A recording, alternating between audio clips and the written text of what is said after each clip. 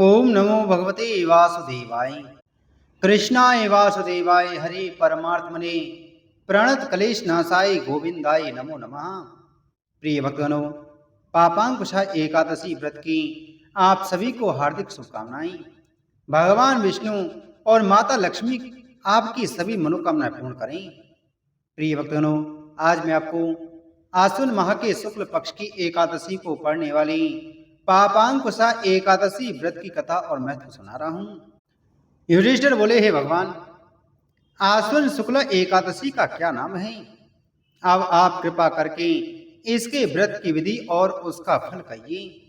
भगवान श्री कृष्ण कहने लगे कि हे युधिष्ठिर, पापों को नाश करने वाली इस एकादशी का नाम पापांकुशा एकादशी है और यह समस्त पापों का नाश करने वाली है। इस दिन मनुष्य को विधि पूर्वक भगवान पद्म नाम की पूजा करनी चाहिए। यह एकादशी मनुष्य को मनोवांछित फल देकर स्वर्ग को प्राप्त कराने वाली है। मनुष्य को बहुत दिनों तक तपस्या करने से जो फल प्राप्त होता है, वही फल इससे प्राप्त हो जाता है। मोहवश जो अनेक पाप करते हैं परंतु हरि को नमस्कार करते हैं, वे नरक में नहीं जाते। विष्णु के नाम के कीर्तन मात्र से संसार में सब तीर्थों के पुण्य का फल मिल जाता है। जो मनुष्य सारंग धनुष को धारण करने वाली भगवान विष्णु की शरण में जाते हैं, उनको कभी भी यम यातना नहीं भोगनी पड़ती और वे यमराज के दंड से छूट जाते हैं। जो मनुष्य वैष्णव होकर शिव की और शैव होकर वैष्णवों की निंदा करते हैं, वे अवश्य नरकवासी होते हैं। सहस्त्रों वाजपेयी और अश्वमेघ यज्ञों से जो फल प्राप्त होता है, वह इस एकादशी के व्रत के 16वें भाग के बराबर भी नहीं होता। संसार में एकादशी के बराबर कोई पुण्य नहीं, इसके बराबर पवित्र तीनों लोकों में कुछ भी नहीं। इस एकादशी के व्रत के बराबर कोई व्रत नहीं। जब तक उस एकादशी का व्रत नहीं करते, तब तक ही मनुष्य की देह में पाप वास कर सकते हैं। यह एकादशी स्वर्ग, मोक्ष, आरोग्यता, सुंदर स्त्री तथा अन्न और धन की देने वाली है। एकादशी के व्रत के बराबर गंगा, गया, काशी, कुरुक्षेत्र और पुष्कर भी पुण्यमान नहीं है। हरिवासर करने से सहज ही में मनुष्य विष्णु पद को प्राप्त होता है। हे राजेंद्र, इस व्रत के करने वाले 10 पीढ़ी मातृ पक्ष की, 10 पीढ़ी पितृ पक्ष की, 10 पीढ़ी स्त्री पक्ष की तथा 10 पीढ़ी मित्र पक्ष का उद्धार कर देते हैं।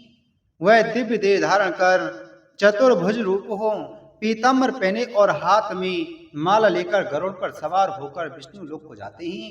हे नृपोत्तम, बाल्यावस्था, युवावस्था और वृद्धावस्था में इस व्रत को करने से पापी मनुष्य भी दुर्गति को प्राप्त न होकर सदगति को प्राप्त होता है। आश्विन मास के शुक्ल पक्ष की इस पापांकुशा एकादशी का जो व्रत करते हैं, वे अंत समय में हरिलोक को प्राप्त होते हैं तथा समस्त पापों से मुक्त हो जाते हैं।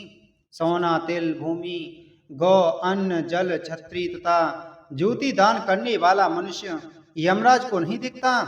जो मनुष्य किसी प्रकार के पुण्य कर्म किए बिना जीवन के दिन व्यतीत करता है, वह लोहार की भट्टी की तरह श्वास लेता हुआ निर्जीव के समान ही है।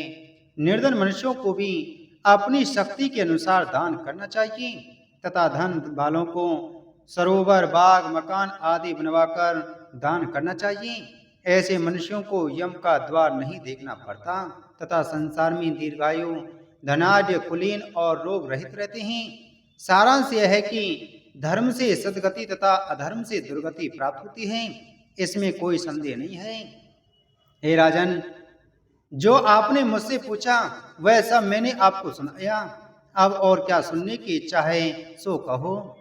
धर्मराज युधिष्ठिर बोले कि हे भगवान, इस एकादशी को किसने व्रत किया था और किसको किस फल की प्राप्ति हुई, यह सब मुझसे विस्तार पूर्वक कहिए। भगवान श्री कृष्ण बोले कि हे राजन, मैं तुमको एक प्राचीन कथा सुनाता हूँ, तुम ध्यान देकर सुनो। बहुत समय पहले की बात है। धरती पर एक राजा था, निष्कृति नगर। इस नगर का राजा था दुर्जन सेन। राजा दुर्जन सेन अत्यंत क्रूर, अहंकारी और पापी स्वभाव का था। वह ना धर्म जानता था न न्याय। उसका जीवन केवल हिंसा, भोग विलास और अन्याय में डूबा हुआ था। प्रजा भूखी प्यासी तड़पती रहती और राजा महलों में मदिरा और नृत्य में लीन रहता। लोग कहते, हमारा राजा जन्म जन्मांतर का पापी है, न जाने इसे कब धर्म बुद्धि आएगी। लेकिन राजा को इन सब बातों की कोई परवाह नहीं थी। एक दिन राज्य में एक महात्मा संत आए। उनका नाम था महर्षि सुकीर्ति। वे दयालु और करुणामय थी। प्रजा ने जाकर महात्मा से विनती की, हे गुरुदेव, हमारा राजा अत्याचारी है, न प्रजा की सुध लेता है, न धर्म का पालन करता है। कृपया कर इसका उद्धार करें। महात्मा ने करुणा से सोचा, हर आत्मा में ईश्वर का अंश है, शायद इस राजा के हृदय में भी परिवर्तन हो सके। महात्मा राजमहल पहुंचे। राजा ने उनका उपहास किया और बोला, अरे यह कौन साधु आ गया है?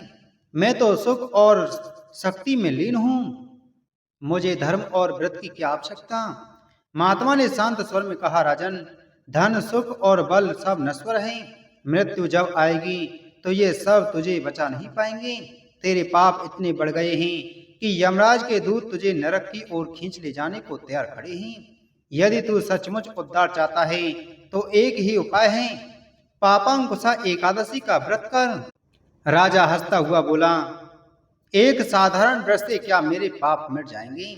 मैंने असंख्य अधर्म किए हैं। महात्मा ने उत्तर दिया, हे राजन, शास्त्रों में कहा गया है, पापांकुशा एकादशी वह दिव्य तिथि है जो मनुष्य को नरक के पंजों से छुड़ाकर विष्णु धाम तक पहुंचा देती है। यह एक ऐसा दिव्य अंकुश है जो पापों को वश में कर उन्हें नष्ट कर देता है।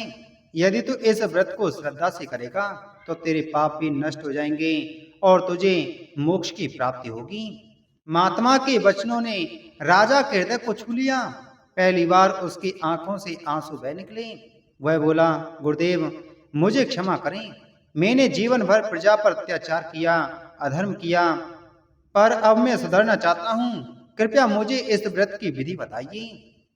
महात्मा ने उसे व्रत की विधि बताई। 10वीं तिथि से ही सात्विक आहार और संयम रखना।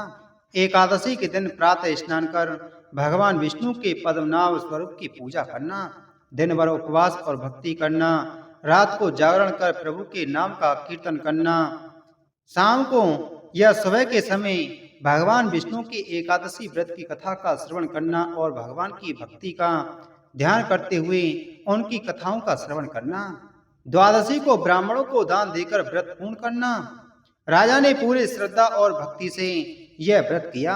जैसे ही उसने पापांकुशा एकादशी का पालन किया, वैसे ही उसके सारे पाप धीरे धीरे नष्ट हो गए। राजमहल का वातावरण बदल गया। जहां पहले अत्याचार था, वहां अब दया और धर्म का राज्य होने लगा। प्रजा आनंदित हो उठी। कुछ समय बाद जब राजा का देहांत हुआ तो यमदूत उसे लेने आई, लेकिन तभी आकाश से दिव्य विमान उतरा। विष्णुदूत प्रकट हुए और बोले, हे दुर्जन सेन, पापांकुशा एकादशी के प्रभाव से तेरा उद्धार हो गया है। अब तू विष्णु लोक चल। यमदूत असहाय हो पीछे हट गए और राजा दिव्य स्वरूप धारण कर बैकुंठ लोक चला गया। महात्मा ने कहा, हे राजन और प्रजा, देखो पापांकुशा एकादशी का महत्व कैसा महान है। यह व्रत न केवल पापों का नाश करता है, बल्कि प्राणी को परम गति और भगवान विष्णु का धाम भी देता है। भगवान श्री कृष्ण बोले कि हे राजन, इस व्रत से मनुष्य को नरक का भय नहीं रहता।